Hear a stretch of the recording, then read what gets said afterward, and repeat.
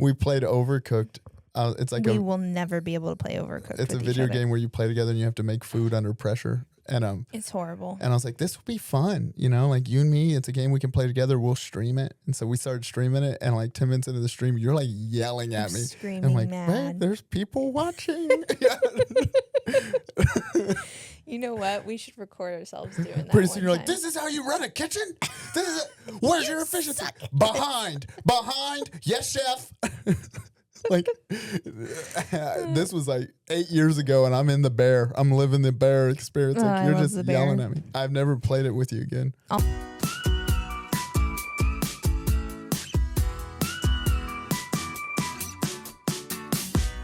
Hey, everybody. I thought that's our thing now. I don't know. It should be our thing. All right. I'm Jonathan. And I'm Amanda. And somehow we're married. Welcome back to the Somehow Married podcast. What's up? Hey. Babe, how you been? Good. It's Saturday. It is Saturday. We're filming a little late, but we had not our usual filming day, but it's the weekend, so that's nice. It is. I've been playing a lot of video games this week, which I haven't done in a long time. But I just finished that table, and I was like, you know what?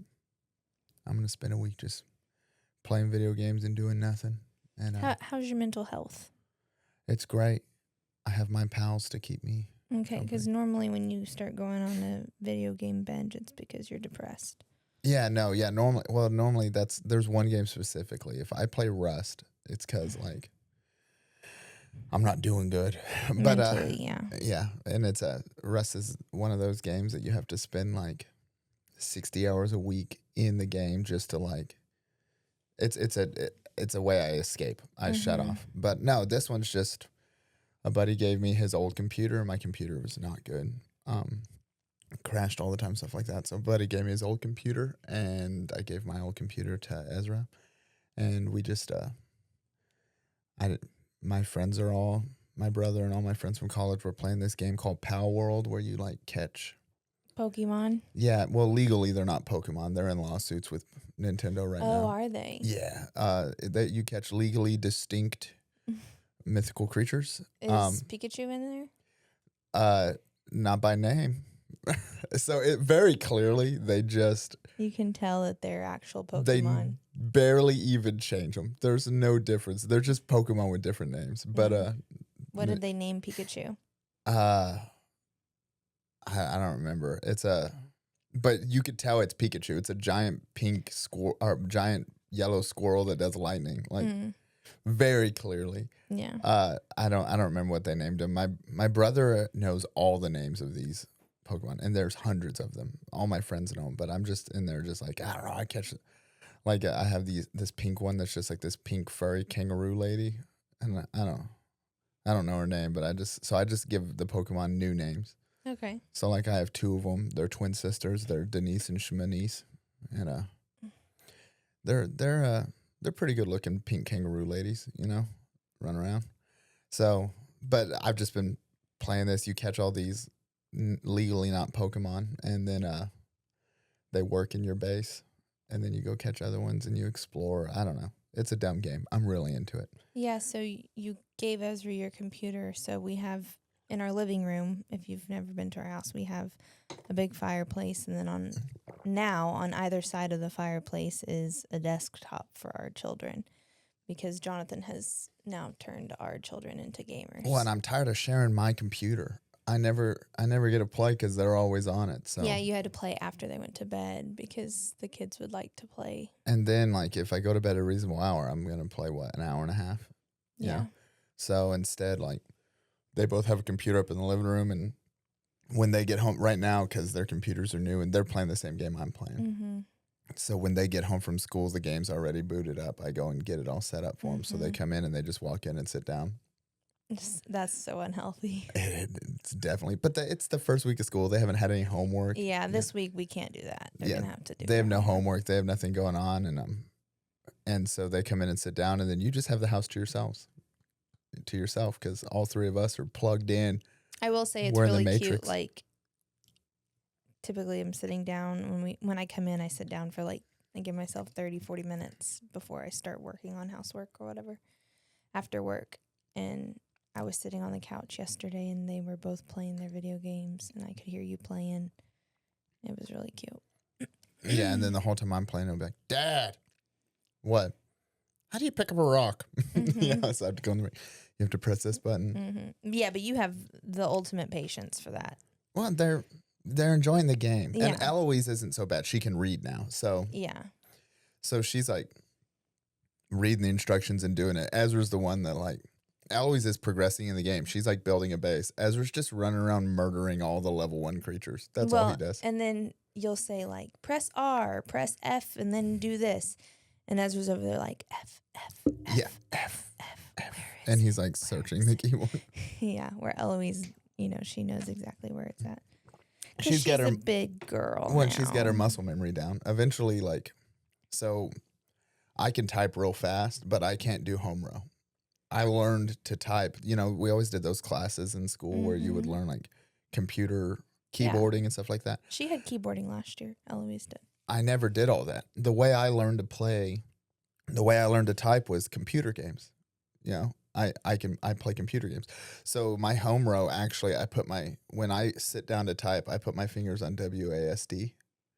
Interesting. And then my others go where all my keys do, and then I type from there, because that's so interesting. I've never noticed that. Yeah, that's my home row. I'm very much a home row girl. Yeah, no, my home row is WASD because that's how you move in every video game, and then your right hand works the mouse. It makes sense, but so I've never noticed you. Yeah, when typing. I sit down for home row, I put my hand on WASD and I put my hand on the mouse, and then I go to type and I type, and then I go back and I type. So weird. But I can type fast. Like now I can't. Have you ever done a typing test? I did them in school. Yeah, I did one several years ago. I can type fast, but only when I'm insulting another human being on the other side of the computer, because that's what you use typing for in PC gaming. Yeah. So, like, I can type, stop feeding, you're killing our team so fast. Yeah. But, that's how my home row is WASD. And that's really interesting. So, and Eloise she's getting the muscle memory. So if you ask me, like, hey, where's F on a keyboard? In my head, I'm imagining my hand on WASD. F is right here. Yeah. And that's all of it is like, and then I know all the letters based on like G is always grenade, I is always inventory. F is usually your flashlight. And E is normally your like interact button. Now in this game, it's different. F is your interact button, but like E, sponge your pals. But so that's how most games follow a rule. All the letters, your map is always, guess what letter your map is? M. It's always M, Shift is always run. So like, that's how I've learned to type. And there's several people in my generation that like, we learned to type. I had a friend who could type so fast because he played World of Warcraft. And that's how he types. Well, good for him. So Eloise is getting there. Now when she types, she still has to hunt and peck. Yeah. But as far as like pressing the keys you need to play a video game, she knows where they're at. She has the muscle memory. Ezra walks and then stops and then goes, okay, F, F, F, F. Yeah, and it's so cute. He's like, G, and then he'll like, you can see him like picking his brain, trying to figure out what a G looks like, and then he starts. Yeah. The other day he was in my office. It was just me and him. What did we do where we left and Ezra rode with me and we got up to the church? I don't remember. And it was just him up here at the church. So he's bored immediately. He walks over and sits down and goes, you got anything fun to do in here? It's like, no, I work in here. And so he's like roaming around. Pretty soon he sits down here and he goes and he picks up one of these coffee table books on my coffee table. And he opens it up and he goes, oh, man, I wish I could read. I just started laughing and I wrote it down on my phone. Man, I wish I could read. Your mom and I were talking the other day, though, on the way to school, that like, she goes, well, Bubs, this is the year you learn how to read. And I said, yeah, the first grade is the year where they go from, sounding out words and knowing some sight words to reading the entire books. Like, this is his year that he's going to be reading. When I tell him all the time, I'm like, Ezra, you can learn to read. And he's like, yeah. I'm like, no, reading is your gateway to the world. Like, reading is especially in a society, reading is the most important thing you can do because that's how you gain information. Right. You know, even like with technology, we still read the information on our phones.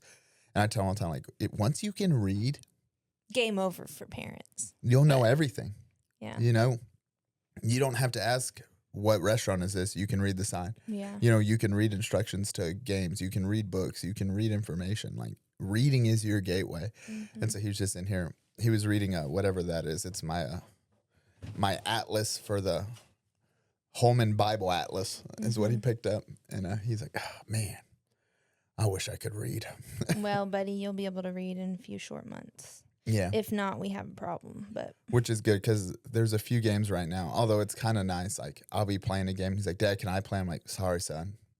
You have to be able to read. mm-hmm. They don't talk in this game. It's all texting. I'm like, oh, man, he moves on. And then I don't have to, like, give him my computer. But well, now he has his own computer. he does. And I hooked his. So when you play computer games, use it most of the time. There's a bunch of different programs you use to run computer games, but the biggest one is called Steam. Mm-hmm. And it's like, it's a huge video game. Basically your app store. Yeah, it's an app store for video games. Yeah. You buy games on there and download them, and then you have your games in your library. Right. And so Steam does this thing. If we're all going to play a game, most of the time on your computers, like if I'm playing a game on my computer, if he wants to play it, I have to log onto my Steam, download the game, then go off the internet so that he can play it and I can still play. And so I'm always having to log on to our Steams, but Steam has something called a Steam family plan. Like, you can make a Steam family. And then if you're part of that Steam family, you get access. Everybody in that family gets access to all the games that everybody owns. Mm-hmm. So I can buy a game once, add them to my Steam family, and then they can all just download it. But you can't play it at the same time. We can't play at the same time, but as long as they set their Steam to offline, they're good. Yeah. They can play it.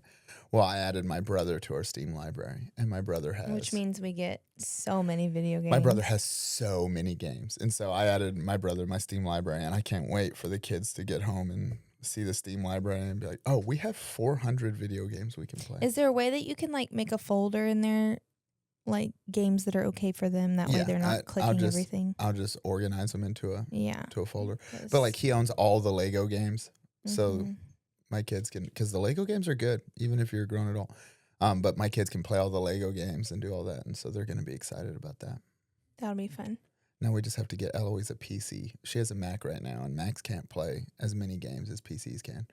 I did see something online about there is a workaround to it. You have to download something. Yeah. I can't remember what it was called. There is. Basically, you're pirating the games, or you can do a multi-desktop. So you can make it so that a Mac runs Windows.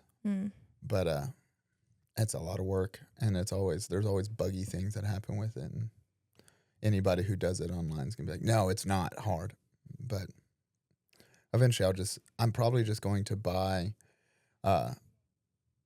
an old computer on Facebook Marketplace that's good enough for her to play on, wipe it, and then let her do that. Because a new computer right now is so expensive. AI has made... Well, she doesn't need a new one anyways. No, but AI has made memory so expensive, like RAM. RAM is in really short supply. So like DDR5 is the newest RAM, and it's 4 times the cost of what it normally is. But DDR3 and DDR4 are still cheaper because they're obsolete. I was listening to a podcast earlier, and they were talking about scams. And they were like, one of the biggest scams that I put my foot down and I say is scam is iCloud. And like needing storage and things like that. Oh, yeah. Because you just keep paying money. And then you go to like this person was saying, I go to show someone a picture or a video and I have to sit there and wait for it to download from the iCloud. Maybe, hear me out. Maybe Apple people should stop taking so many freaking photos. Every Apple person I know. I know, I do have tons of photos. Every Apple person I know, you'll be like, how many photos do you have on your phone? They're like, 42,000. But it's the same as like Google storage. What's that called? Google Drive? Google Drive. Like you have to pay to get even more storage. Yeah, but I don't. So my phone, I don't back up my photos to Google Drive. Because one, it would take up a lot of space. But two, about once a week, I go through and delete every single photo on my phone. That. I clear it out.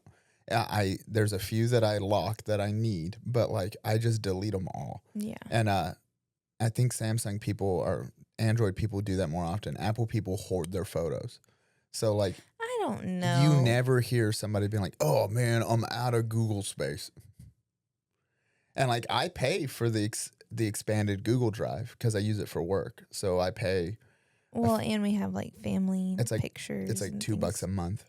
Yeah. Well, and that's how much I pay for the But Apple storage. you never hear people like, "Oh man, Google Drive's trying to get me again." No, it's just I think Apple people just take too many photos and they save all of them. Why do you need 37 of the exact same selfie with you in a slightly different angle? You're never going to go look at those photos again.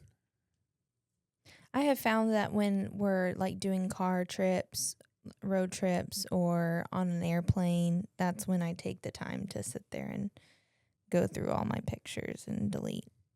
Because, like, especially with the kids, I can't just take a single photo because they're probably not even looking at the camera at the same time. So I have to take several, but then I don't ever go back and delete the bad ones and keep the good one. I don't go through and sort them. I open up my photos, click select all, delete. Absolutely not. I would never do that. Why?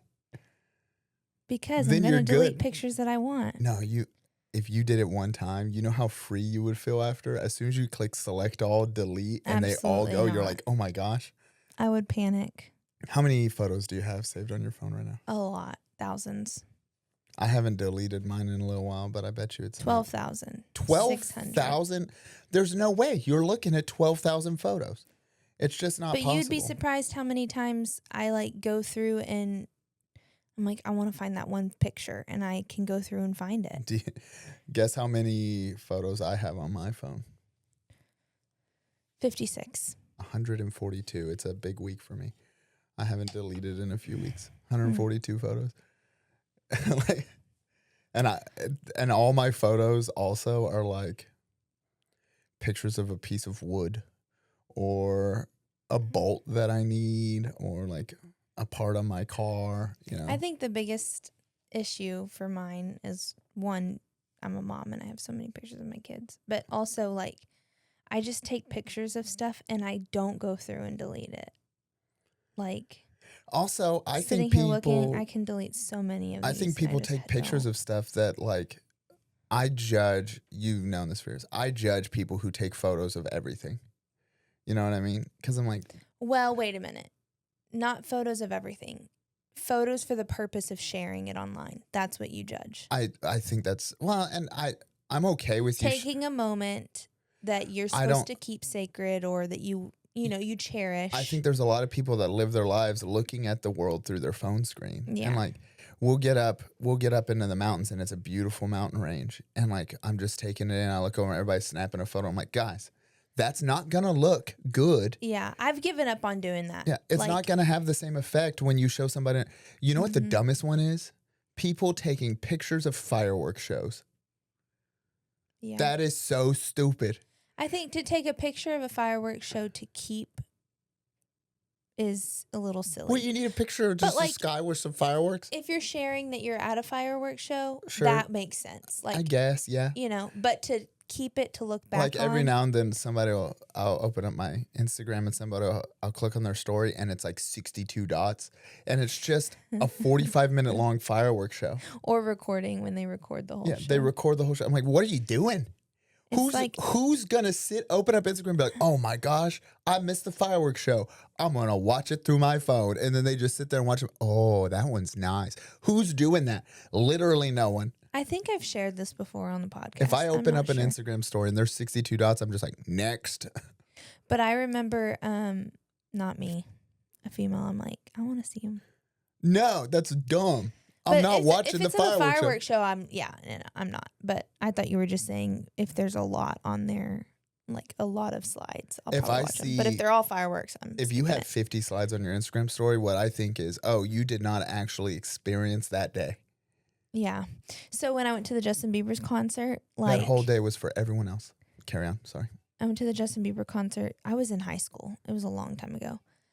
I'll never forget, like, phones were just being like a thing that we just would carry, and we had gotten internet on it recently, and like it was a big thing.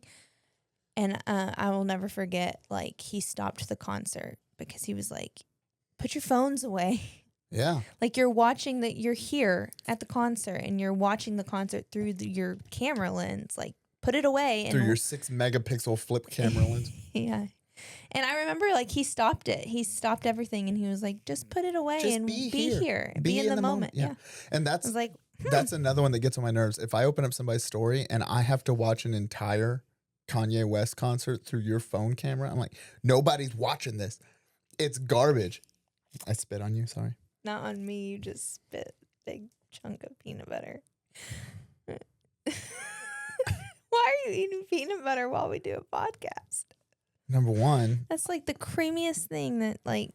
I like peanut butter. And number two, one of our sponsors bought me peanut butter. I know. So I go through 2 jars of peanut butter a week. Mm-hmm. I go through a jar at home and I go through a jar in my office. And I've not bought peanut butter for my office in over a year because Neil and Melissa buy me peanut butter for my office. That's really sweet. So I came in the other day and there was 2 jars of peanut butter and a note that said, from your sponsor, Neil and Melissa. They left me a whole note. It was very sweet. So one of the sponsors of our podcast, shout out to our others, Christian Fellowship and Twin Pines Woodworking.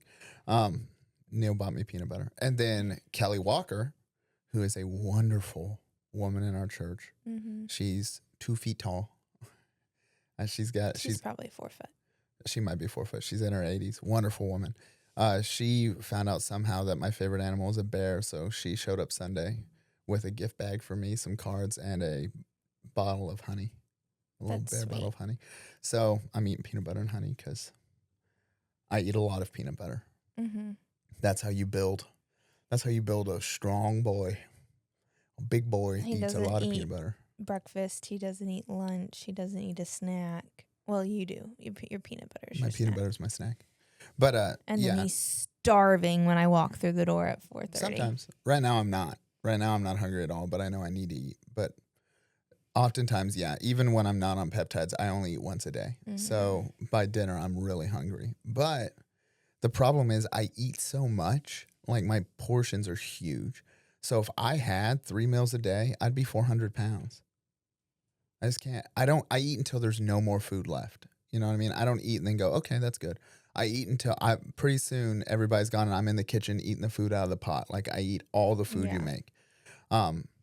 So if I just eat 1 meal a day, I still am getting the calories I need for the day instead of blowing up my calories and being 400 pounds.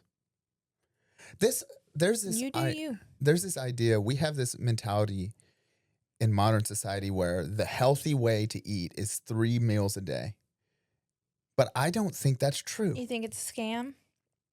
I just think that I don't think it's a scam. I think we've gotten so used to overabundance that we can eat 3 meals a day. So in our society, like you have to eat 3 meals a day, breakfast, lunch, and dinner.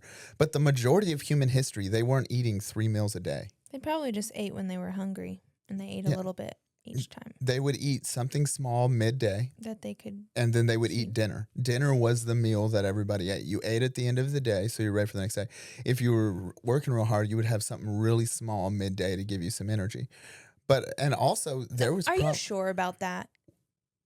No. Yeah, I think you're just. I am. I guarantee if we look it up, think about. So you need. I think people had to have eaten something when they first woke up to give them energy. I don't think so. I haven't eaten breakfast in I know, 20 but when years. you're doing like the hard labor and stuff, like Sure, your body. but even when I worked manual labor, I didn't eat breakfast, and you're fine. Yeah, but you were young.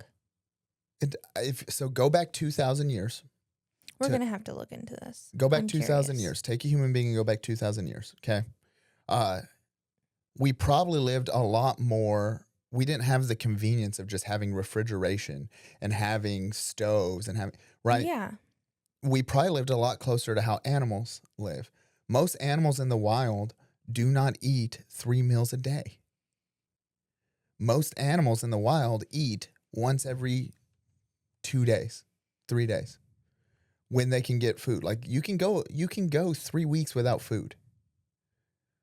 So missing a meal is not going to kill you. We are so used to a comfortable lifestyle now that it's not about our body needing 3 meals a day. It's about mentally, we think we have to eat 3 meals a day. The reason you get so hungry is because you're on a schedule of being used to eating that much. Now I eat 1 meal a day and I'm fine. Okay, you're right. I did use ChatGPT. What's it say? It says, I said, have people always ate 3 meals a day? Nope. The idea of 3 meals a day, breakfast, lunch, and dinner, is actually relatively recent in human history. Ancient societies, many people ate 1 or 2 substantial meals rather than 3 evenly spaced meals. Romans, for example, often had a larger meal later in the day. Medieval Europe had 2 meals a day, was most common for people. One around the late morning or afternoon and another in the evening. Breakfast wasn't necessarily considered a regular meal. Yeah, the whole breakfast is the most. Eloise asked me this on the drive up here. She goes, Dad, is breakfast the most important meal of the day? And I said, nope. And she said, but I said, that, you know where that slogan came from? Breakfast, the most Probably a breakfast company. cereal companies. Yeah. And you got to think, like, who was waking up 1,000 years ago? There was no cereal companies. It says before modern food systems, people often ate food when food was available. Farmers and laborers might eat more frequently during physically demanding periods and less when food was scarce. Exactly what I said. Yeah. I just wanted to make sure you weren't just like pulling it out your butt. I was, but I'm smart. But like that, you got to think like the reason we eat 3 meals a day now is because we are surrounded by food all the time. Most people, a farmer in ancient Rome 2,000 years ago, or go back even further than that, go back to like the Mayans, go to the Mayans. The Mayans weren't eating 3 square meals a day. They didn't have food available like that. That makes sense. It's all, and that's why, and even if you go to other countries, like in India, 3 meals a day is not a thing that they do all the time. And if they eat during the day, it's small. You know, they most of their life they actually in India everybody stays up. They eat dinner at like 9. In India they eat dinner at like 10 or 11. Everybody stays up till like 4 in the morning because it's so hot during the day. Yeah. That everybody hangs out at night. At night everything wakes up. When we'd go to bed at like 9, and all the Indians were like, the day's just getting started. You know, we would be ready for bed and be like, oh no, we'll have dinner in 2 hours. I'm like, what? I'm hungry. Yeah.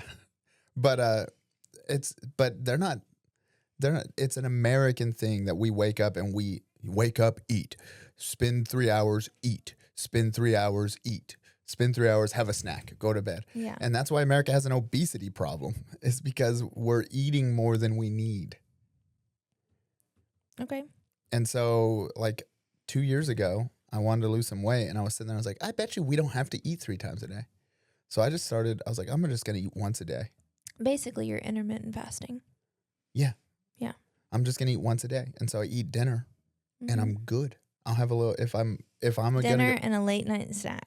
A little peanut butter sandwich and some milk. Yeah. But if every now and then I'll have some peanut butter if I'm going to have a heavy day at the gym and I need you need the carbs, you know? So if I need the carbs, I'll eat a spoonful of peanut butter. So I have some carbs and protein to go work out. But for the most part, you really don't need it. And if you can, so when I would get hungry in the middle of the day, I'd be like, no, I don't need to eat right now. You know, I'm just used to eating right now. And once I got out of that habit, now I don't even think about eating until like 6 o'clock. You know? Makes sense. Because you'll ask me, what'd you eat today? I'm like, nothing. You're like, not all day. I'm like, no, I didn't think about it. I don't ask you anymore. I know that you don't need I wasn't hungry. Yeah. But you're also on a GLP-3.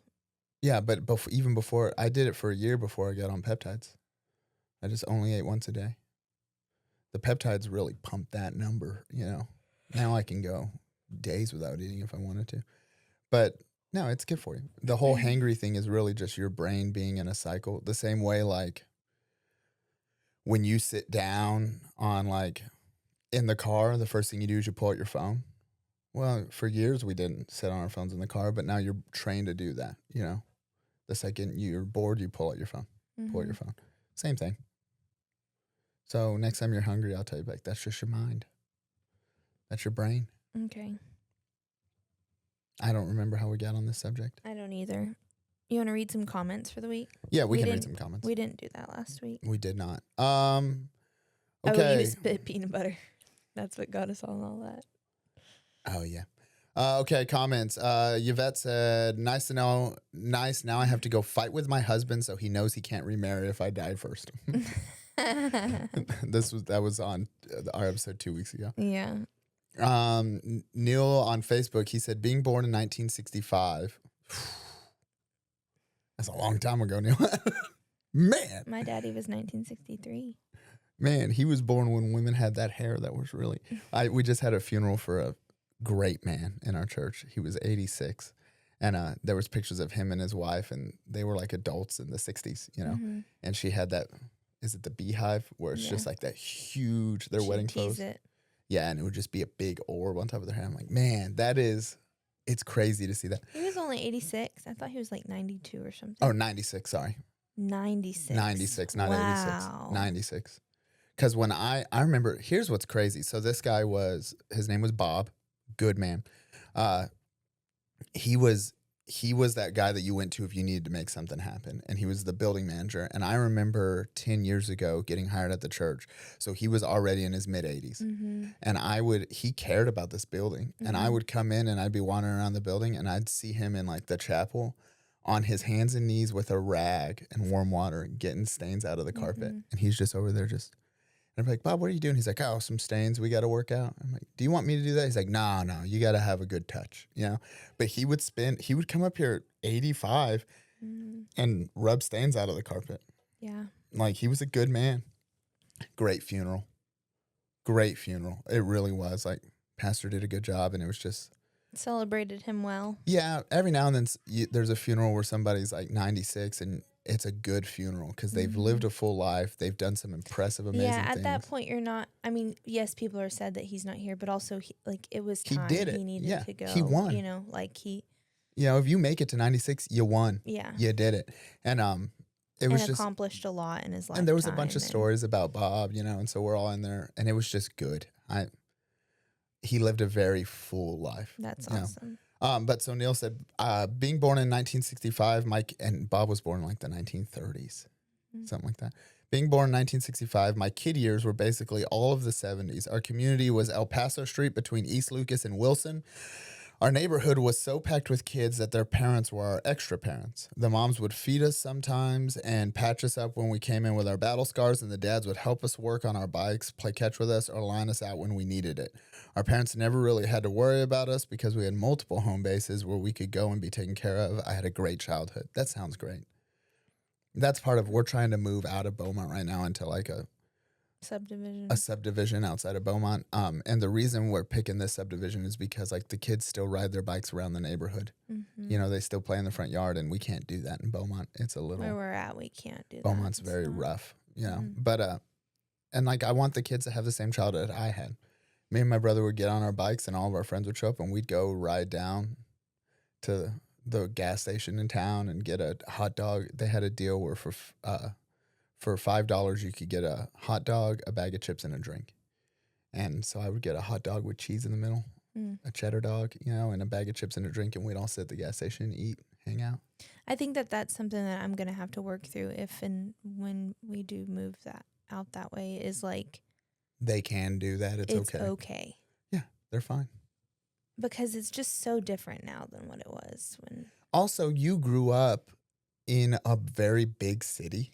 Yeah, so but you guys you probably didn't just get on your bikes and disappear. We did not like to the gas station, because gas stations... That's where the homeless people hung out. Yeah, but like we rode to different houses in the neighborhood on the other streets and, you know, things like that. But see, and then my neighborhood was, my entire town was like the size of a neighborhood, you know? So we would ride across town. Yeah, it's a totally different culture than where I was. And everywhere you would go, there would be an adult to be like, hey, I know who your daddy is. You better straighten up. Yeah. No, I didn't have any of that. But like I do remember we would go ride bikes or whatever, and we'd be playing outside, and my dad would whistle, and I could be on the next street over, and I'd hear his whistle. My dad would whistle it's time too. For bed, or not bed, for dinner, and we'd come on. Or when the street lights came on, it was time to come home. We'd all be playing outside, and my dad would whistle, and me and my brother would be like, I gotta go. And we turn Yeah. around and run away, and our friend's like, where are you going? But that whistle meant business, you know? Yeah, we also lived on a cul-de-sac, and we had spray painted bases on the street. All the kids are looking in the windows. Spray painted bases in the street so we could play volleyball. We had made this game. It's like baseball, but with a really big plastic inflatable ball. And you would hear this banging, and I would turn and look. I knew the banging, but I would turn and look, and it's my dad on the window, and he'd just tell us it was time to eat. That's a very doing the Johnny sign thing. language for eat. Bang, Yeah. bang, bang, bang, bang on the window, and And then just turn around and walk away. And he just turned around and walk away, and we knew, all right, it was time for dinner, and everyone would go back into their houses. Yeah, but so, I don't know. I commented, I was like, dude, that's the golden age of childhood, you know? Yeah. Now, at the same time, that was about the time period that for some reason serial killers were just kidnapping everybody. Yeah, but I guess we didn't know about all of them and if they were around us because we had a social media. real kidnapping problem that back then. It's almost like that's because no one knew where their kids were. They wouldn't show up for 2 days. Like, I don't know. I guess he's at Eddie's house. And you know what's really crazy is the thought that our parents couldn't track us. No, yeah. Like, They had no idea. with our kids, we can just put a air tag in their shoe. Me and my brother they'll would be fine. we'd be like, hey, we're going to the gas station. And she just had to trust that we Yeah. went to the gas station, came back, you know? That's actually huge, but it was probably easy for her. Well, and here's the reality is most of the time we made a few stops along the way, you know, there and back, but we didn't get into too much. We had a small town, you know? Yeah, we would play, I think I was telling you about this the other day. We would play cops and robbers. There was another name for it. Midnight Run. Ours is was what we called called it. Fugitive. That was our game. It's the same game. We've We would talked play about it. Midnight Run, and we would start at our high school, and you would have to make it to the junior high, which is like through 3 neighborhoods and 2 big roads. And one person, well, not one, several people would be in a car, and it was at night, Mm-hmm. and it's basically hide and seek, but you have to shine a flashlight on you, and you can't get out of the car. Like the person who was would be in the car, and they'd be driving, and you try and find them on their way to the junior high with a flashlight. See, ours was similar. We had to get, the 2 big main areas in our town was the church my parents pastored and the high school, and they were on opposite ends of town. Yeah. And so we would have to get from the high school to the church. And you would run through at dark. But the catchers, number one, they were allowed to get out of the car because you didn't shine a flashlight. You had to tag them. Oh, no, we didn't. So we would have several kids in cars, and kids would like sit on the hood of the car and hold on so that the car could stop and they could slide off and chase them. And because you wanted to be discreet, it's very dangerous. Now as an adult, I'm like, there's a reason the cops were shutting this down all the time. All the people in the cars would drive with their lights off. Yeah, we would do that too. So that you couldn't see the car, and kids would hang on the hood, and the cars would drive through town in the dark with the lights off. Yeah. And pull over, and kids would slap the hood and chase them down. We didn't do the running though. In your place, it probably makes sense because you have wider open spaces where, like, we were in these crowded neighborhoods. There was no running to tag. It was just a flash, which is probably safer, to be honest. Yeah, because way safer. also people would be pissed that you're in their yard. Yeah. And hiding in their bushes, because if you saw And that you're car in Texas, coming, you're gonna get shot. Yeah, yeah, I don't know. I mean, my parents let us do it. We were older. This was when we were in like high school. My parents but did not like us playing this game. I'll never forget. Yeah, this was high school age. Yeah, I went to. Old Dirty peeked in through the window. I went to jump over the fence, and I was in pajama pants, and my pajama pants got hung, and I couldn't get down. I was hanging on the fence, and we were all running because there was somebody a spot. shining a light on you. You're just hanging. No, there was a spot at the junior high that we had to get to. That was like your safe area. It wasn't just junior high property. It was a specific spot, and I remember everyone just like running, and I'm just hanging there. I need help. That's funny.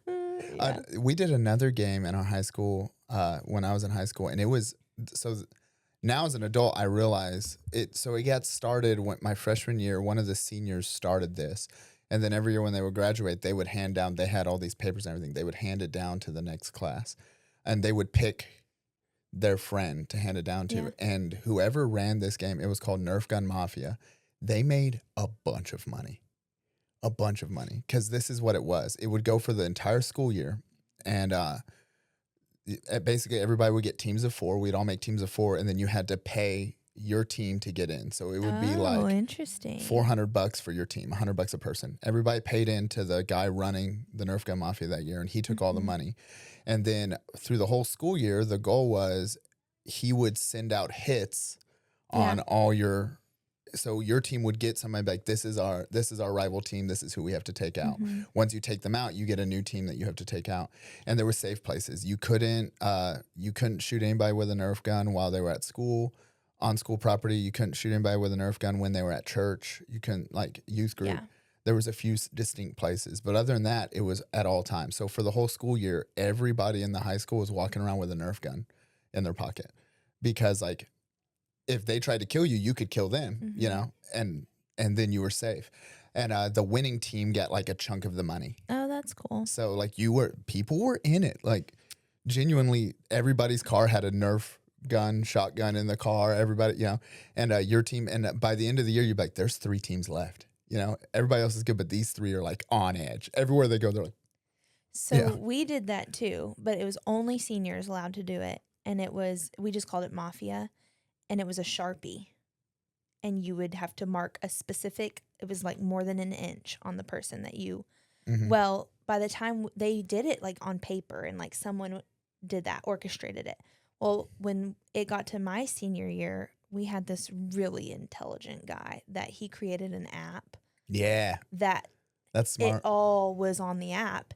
And I will never forget where I was when I got killed, you know, with the Sharpie. And it was by my friend, because they sent you an email that, you know, morning or whatever. And it was only for a week long, because. No, ours went the whole school year. Like for months. No, ours was only a week. Look, there would be people who would be like, I can't leave school today. Because the teachers knew about it, and they knew that it was Mafia Week, and everyone was on edge. And there was also like rules. It couldn't be done at school. I got killed in the parking lot at school. It couldn't be done like on campus. We had to be outside the parking lot. But I had a friend one time that was like, I can't leave school today. He's like, well, I'm like, I'm the last member of my team, and the team that's been taking us out is waiting for me to leave. Like, there's one exit to our parking lot. They're waiting for me. And like, you would look outside, and all 4 of them are just standing there with their like these Nerf gun rifles, just like waiting. That's crazy. And he'd be like, I just have to stay here. Yeah. Like he would ours was so secretive. Like, you would just get a name, and you'd be like I went to such a big school that like there were times I didn't know the person. Right. And Facebook was, I mean, it was a thing, but not like everybody had Facebook. You know, not everybody had Facebook. Everybody had Facebook when we were in high school. I don't think so. Not when or at least I wasn't friends with everybody. Yeah. Well, also your class was like 900 people. It was, there were so many people. Our class was 90. And I just remember, and then you could like click on this one link that showed you everybody that had signed up, and it had blacked names, like if they were already dead. That kid's a genius. Names. Oh yeah, I think he's like really high in tech ours was somewhere. just I saw him on Instagram. Ours was just run by the mob boss, and like now I realize whoever was the mob boss that year probably made $2,000. We didn't have to pay to do it either. It was just so we paid because it lasted the whole year, and you could win like $500 a kid. I think the paying thing would be cool, because then you have something you to got skin in the game, and they were serious about it. Like genuinely, teachers would get in on it. They'd be like, "Hey, if you help us take them out, like we'll give you some money if we win." And teachers would set students up, you know, and like you couldn't trust anyone. Our teachers knew about it, but they weren't like involved like that. They just knew it was the Mafia only time week people hung out with their friends who weren't in their Mafia team was on school property. Because other than that, like. If people were running down the hall, you knew what they were running for and things like that. And it was really it was fun. A thing. Like we genuinely, and it would go all year. So by the time I was a senior, like it had been running 4 years straight. And I mean, it would go for months. I feel like that would be a little exhausting, because like the week of Mafia, you're so on edge that like to do that for a whole year, that's a little much, I think. Yeah, but we lived in a little farm town with nothing to do. Yeah. So this is what we did, you know? And it was fun. Yeah. But everybody would have all these guns. You know, you'd get in your buddy's car, and he'd be like, hold up. He'd grab a little Nerf shotgun, stick it in the backseat, be like, you stay on that. Like we got to stop for gas. You got my 6. So while he's filling up gas, you're like out there with a gun, out there with a Nerf gun, like watching. And all of a sudden, a car pull up, and people get out. You're like, get in the car, get in the car. Ours was just a Sharpie. There was Nerf darts, just random places in town. Actually, our wedding photographer is the one that killed me. Ah, shame. Melody. Mm-hmm. Straight up killer. On my arm. The app is a genius idea. Yeah. That's a smart kid. Yeah, I hope he he's went smart. into I need to look him up later and see what he's doing. It's something big. Like, I want to say, what's that valley called? Silicon Valley. He's got to be in tech somewhere. Yeah. Yeah. So Neil commented and said, when Melissa was teaching, she would come home after a long day at school and I'd be in the kitchen cleaning up or working on supper and I'd be singing and stuff. And she would come in and tell me that she needed some quiet. She dealt with a classroom of noisy students all day and didn't want to come home to the same thing. And I didn't have a problem going into stealth mode for her because I'd been making a racket all day. And then Melissa commented and just said, quiet. So the teachers get it. My mom commented on the episode that I said I wanted you to die at 50, and she just said 5 minutes in, and then a bunch of disappointed faces. She you know what? I think she just watches this to be disappointed. Every single episode. I'll video call her in the morning with her. She's like, all right, I got some things to say. I've got some comments. Number 1, your dad was mean to you. I wasn't. Yeah. Number 2. Yeah. And I'm like, Mom, stop listening to the podcast. It's not good for you. She probably before she presses play, she's like, brace yourself. Brace yourself. I was thinking about that the other day. This is something that's probably going to irritate her. I don't know. Do you think your parents are proud of you? Yeah. I think my parents are proud of me. But I also think that both of our sets of parents do a good job telling us that. Yes, my parents are proud of me. On that hand, also, they're very proud of me, but I did not end up or become who they had envisioned for me to become. I don't think down the road. Some ways I do. Like being a pastor, they envision that. But there are certain aspects of my personality and things I do. My tattoos. Is that where you're getting at? My piercings. There's just certain aspects that I think that it is not who they envisioned me becoming, but I do think they're proud of me. You know what's crazy is I can understand where you're coming from when you say that, but I don't think that my parents had envisioned me in anything. I don't think it's their personality to I'm going to have to ask them what they envisioned me being. Yeah. I just don't see them having that mentality. That being said, I think my parents are very proud of me. Yeah. And I think our parents are very good about, and I have this mentality with my kids. I'm very proud of my kids. But also I'm perfectly aware of the fact that my kids do stuff all the time. Ooh, you would be very good at this. You would be very, I'm perfectly content with the fact that they're going to end up how they end up. Yeah. I'm going to be proud of who they are as a person. But also they're going to do you have to leave some wiggle room to you're also going to do some things I think are pretty stupid. Yeah. But I'll be proud of them anyway, most likely. I hope so. Maybe not. What'd you say the other day when we were in the car and we were driving and you were like, kids, I'm proud of you. And then I immediately was like, okay, Scott, in my head. So I did my dad. Yeah. Cause immediately I went, I yawned. I yawned. I went, oh, I sure am proud of you kids. That's what you said. Went, oh. You did that, and I just started laughing. I said, sound like your dad? You go, just like my dad. Just like him. The yawn into and the way I said it, the whole, I sure am proud of you. Well, I sure am proud of you kids. And I did it, and I went, oh. You're like, what? I was like, you sound like your dad. No, I didn't say what. I knew exactly why you made that. Sound like Scott there? Yes, just like him. Just like gosh him. Dang it, I'm becoming my father. But then you said, I think he really meant it because I really meant it. Yeah, I said it first. I was like, you know what though? Now thinking back on it, I think he actually meant it. Yeah. Because the reason I said it is because I was just thinking about how proud I was of my kids. He really, but it was just the way he said it. Yeah. I said it identical. Yeah, it was cute. Which really shows you I haven't lived around my parents for 15 years. Mm-hmm. Genetics are a heck of a thing. I will say though, every time we go back home, he says it at least once or twice. He does. And there's several things he says that I've caught myself saying and I'm like, gosh dang it. Yeah. Another bad habit I have that is just like him. Is I pick my nose hairs while I'm driving. Like I'll pull nose hairs, Mm-hmm. and I do the same thing. I'll pull it and then I go, yeah, and I'll do it and be like, oh dang it. Or the way you blow your food to cool it off. He does the same Why do thing. you guys always judge the way I blow my food? It's horrible. It's just it's the puffed out cheeks, I think. That Yeah, you like. bring the air through your whole mouth, cheeks, everything. It's aerodynamics. I don't know about that. You get a lot more pressure.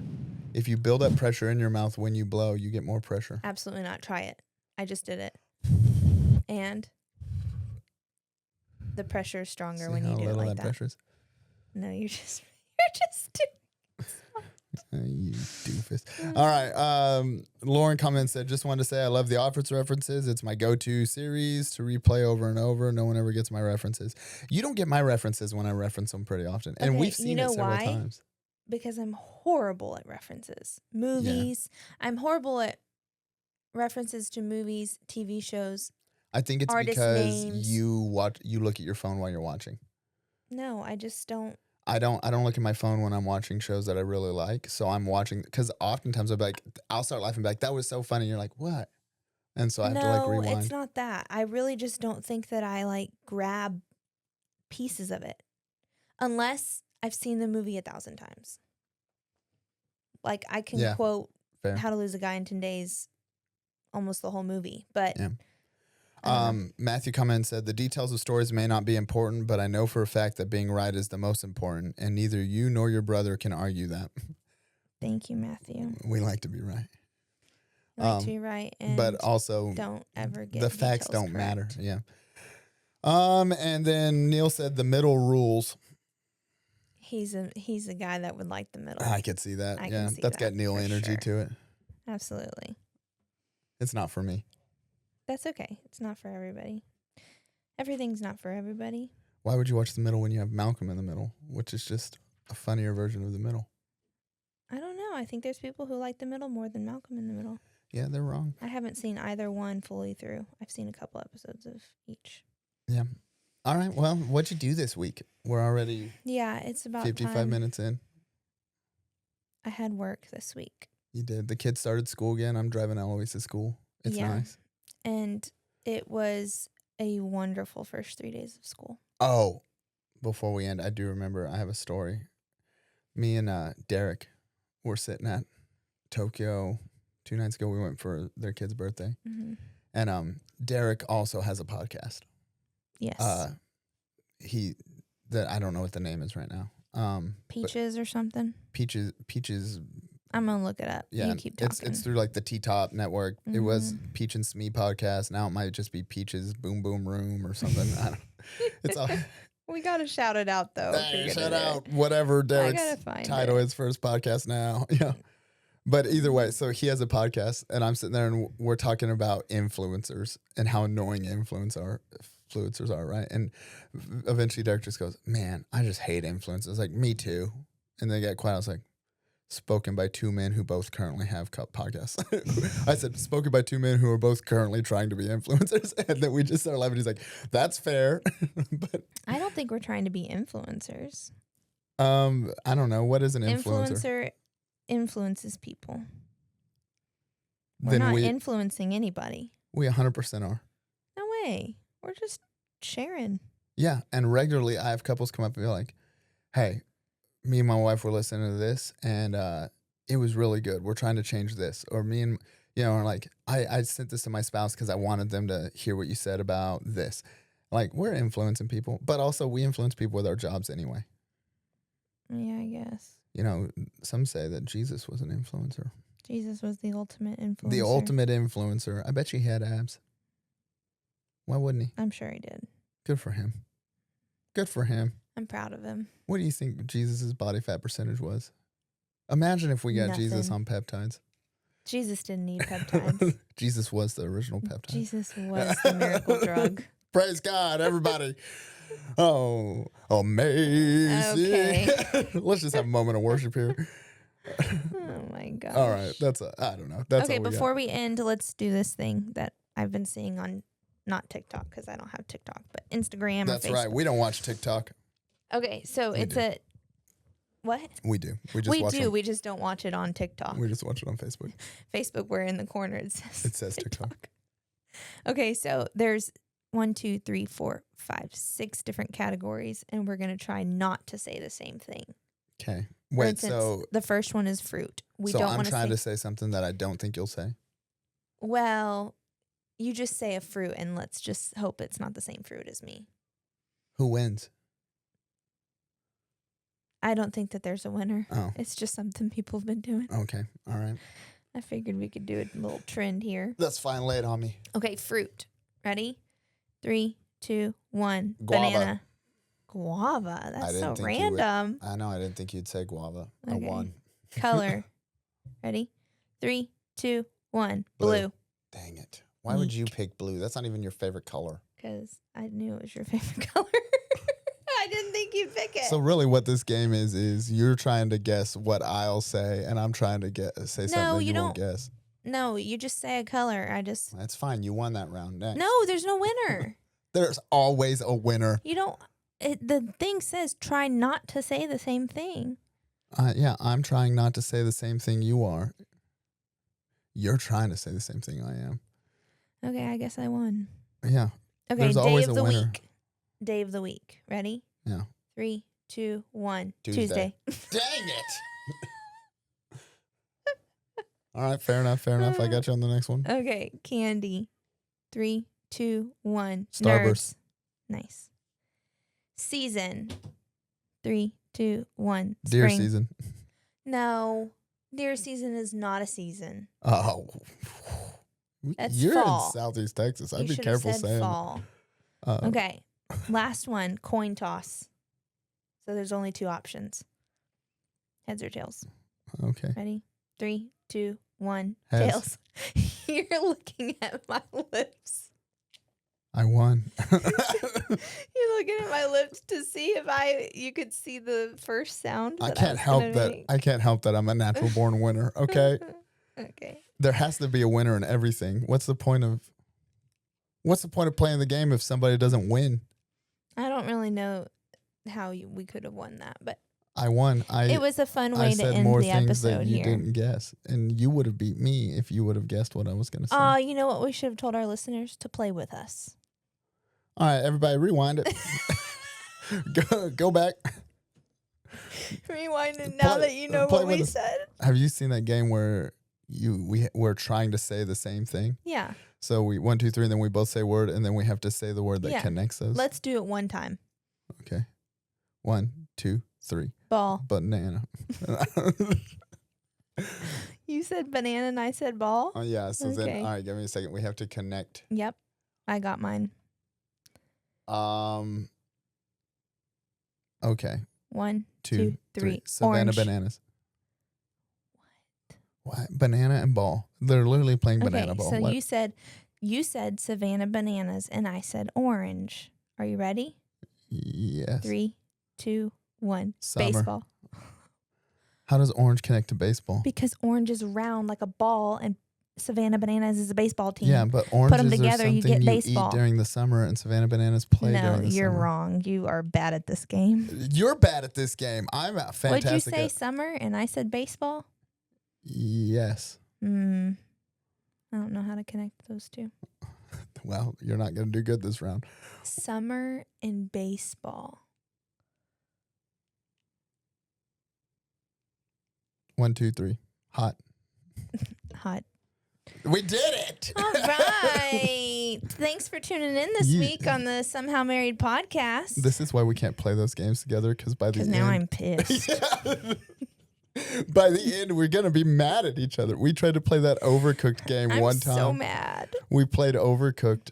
It's like We will never be able to play Overcooked. it's a with each video other. game where you play together and you have to make food under pressure. And It's horrible. I was like, this would be fun, you know, like you and me. It's a game we can play together. We'll stream it, and so we started streaming it. And like 10 minutes into the stream, you're like yelling at I'm me. screaming I'm like, mad. wait, there's people watching. You know what? We should record ourselves doing that. Pretty soon you're one like, time. this is how you run a kitchen? This is where's your efficiency? Behind. Yes, chef. Like, this was like 8 years ago, and I'm in the bear. I'm living the bear experience. Like, I you're love just the bear. yelling at me. I've never played it with you again. Also, your mother and your sister cannot play that game together either. Yeah, do they They're fight? not allowed. Yeah. Did my dad make that rule? They can't play together? Yeah. One time, though, no, they did it. I think your mom said, I'm just never playing with Emily, or Emily said that to Linda. I don't remember, but they are not allowed to play that Because together. they both have a Switch, so they can play Overcooked. Mm-hmm. And then when I play with your sister, she'll say, hey, you're being really mean to me. I'm like, she likes playing it with me, but every now and then she's like, okay, you're being a little mean. I'm sorry. I just get into it. You have a competitive edge to you. Pretty soon you're just yelling at me, and I'm just doing my best to chop lettuce. I'm like, I don't know. I can't keep up with your lettuce demands. Yeah. And you're just yelling at me. By the end, I'm like, I'm not playing with you anymore. We're mad at each other by the end. Yeah. That's why we can't play these games. Yeah, we're not a good team. Yeah, both of us at the end are like, you're an idiot. I did not realize I married an idiot. We're not on the same wavelength there. No, we're not. All right, that's an episode. All right. You know, I've had about all I could take. Yeah, now we got to sit in the car for 2 hours. Oh, yeah, we're going to Houston. Yeah. All right, well, everybody, make sure you like and subscribe. Share this podcast with one friend. Actually, you know what? Share this podcast with 100 friends. That's a lot better. Share this with your Facebook family. Yeah, you know what? Write Donald Trump a letter. Put it in there. And also comment how many pictures you have in your photo album. Yes. I guarantee I know. Elsa, I'm looking at you. Elsa has. She has a lot, yeah. She showed me one time. Yeah, me an too. absurd amount of But pictures. I think it was like about mine. Maybe it was 30,000. I think she was at like 60,000. I'm going to guess how many pictures Elsa has in her phone. I'm going to guess 75,000 photos. That's too much. I would say... You don't get to decide what my guess is. 21,000. She's had a baby since then. She has probably 21,000 pictures in her. She's had a baby since then. She probably has more. Okay, I say 21. You say 60 Also, something. that baby's freaking cute. She so is it's so cute. It's hard not to take photos of her.